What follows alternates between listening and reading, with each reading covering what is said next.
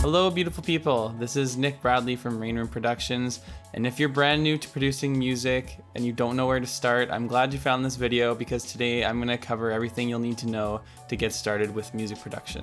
Today I'm going to cover everything you'll need to get started, from computers, software, any other hardware you might need, and then I'll go into detail with some other pieces of equipment that you might like to have that are not necessary to start but are nice to have. On this channel we cover tips and tricks on music production and mindset to help you become a successful and happy music producer. Okay, so let's get right into it. The first thing you're going to need will be a computer. If you're watching this video right now on a computer, chances are you can use it to write music. Most computers nowadays are powerful enough to handle entry-level software, but I will link to a few computers in the description that will definitely do the trick, as well as I will put the minimum specs somewhere over here so that you can take a look yourself if you want to shop around. You can go lower in specs, but the specs listed here will take you a long way before you'll actually need to upgrade your computer again. The next thing you're going to need will be a DAW, a digital audio workstation. You can piece together audio samples or design your own sounds from scratch, and your DAW will keep everything together in a cohesive, structured platform. There are so many DAWs to choose from, so I'm just going to go over 3 of my top choices for you to get started. So which DAW is going to be best for you? Honestly, it does not matter. You just need to pick one and get started with it. The first one I would like to mention is Cakewalk by BandLab. It comes with everything you need to get started, like virtual instruments such as drums, electric bass, piano, a string section as well. It also allows you to use third-party VST plugins, so things like Serum, Vital, Massive, Contact, any VST you can apply to this free DAW. If you're looking for something free as a Mac user, you can stick with GarageBand until you understand the basics, but it's definitely not as powerful as Cakewalk. The next DAW I'd like to mention is Logic Pro. Lots of professional producers started with this DAW and they still use it to this day in their career. I know people like Adam, Disclosure, Calvin Harris, they all use Logic still to this day. There's only one version of Logic and it costs $200. That's a pretty low price point in comparison to any other DAW for the full version of the software. Again, this DAW is for Mac users only, but this is the DAW that I started on.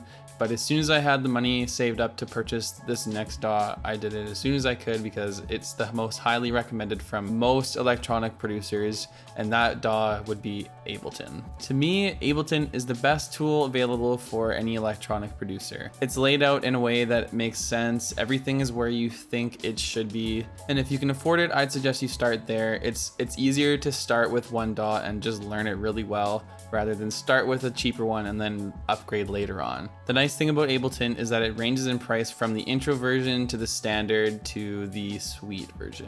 The intro version is $129, $579 for the standard, and $969 for the suite Canadian dollars. You can upgrade to the next level as you need more from the software. It comes with amazing software instruments, plugins, samples, audio MIDI effects, and in my opinion, it is the best DAW out there. So which DAW should you use? Again, it doesn't matter. Just pick one. You just want to get over that hurdle of getting started. Whether it's a free DAW or Ableton, there are resources on YouTube for every single one of the DAWs that are available. So don't worry about learning. There will be something out there for you. The next most essential piece of equipment that you're going to want to get will be a pair of studio quality headphones.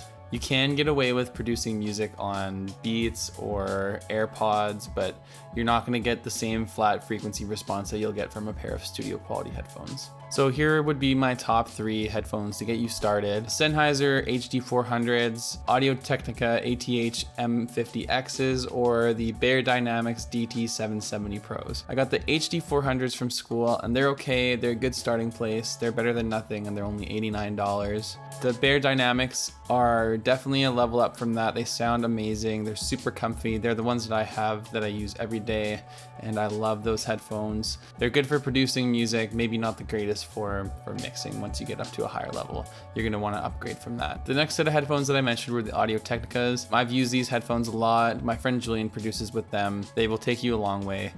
He's had them for the past 3 years and is still using them, so they are a good set of headphones to start out with as well. The only thing you need to remember with these kinds of headphones is to make sure that they are 32 ohms or less.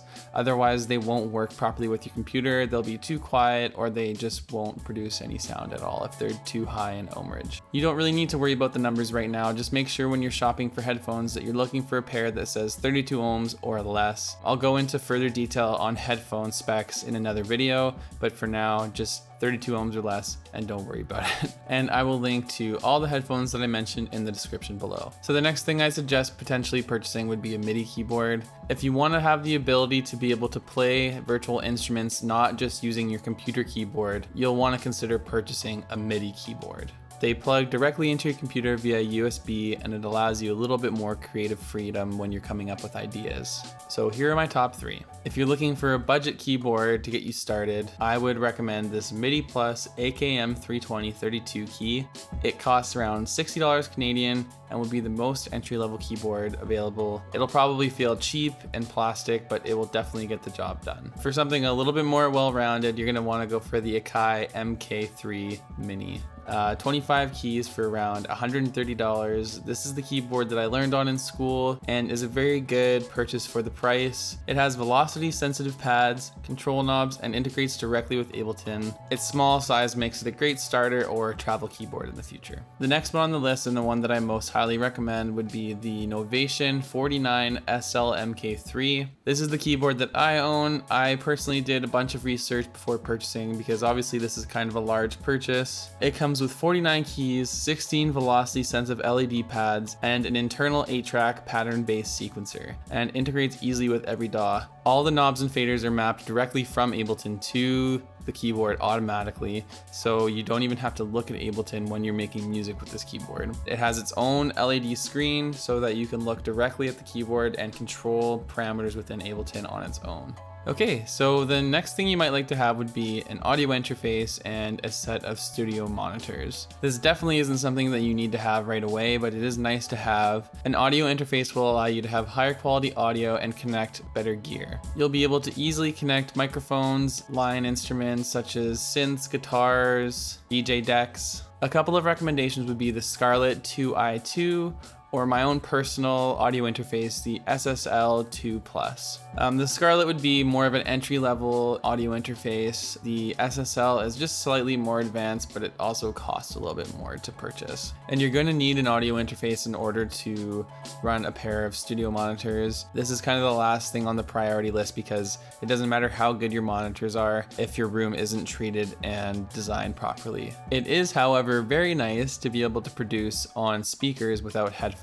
The ones that I have at home here are the Rocket 5s, the KRKs. They sound amazing, but again, my room is not treated at all, so I don't use them to mix. I just use them to produce. And everything I've mentioned here will be down in the description. All right, there you have it. That's everything you need to get started producing music on your computer from home as a beginner. If you have any questions, hit me up in the comments, or you can shoot me an email. I'll leave everything in the description. And stay tuned for next week's video where I'll actually go into how to get started making your first beat on Ableton. Thanks for watching. Peace, peace, peace, peace, baby.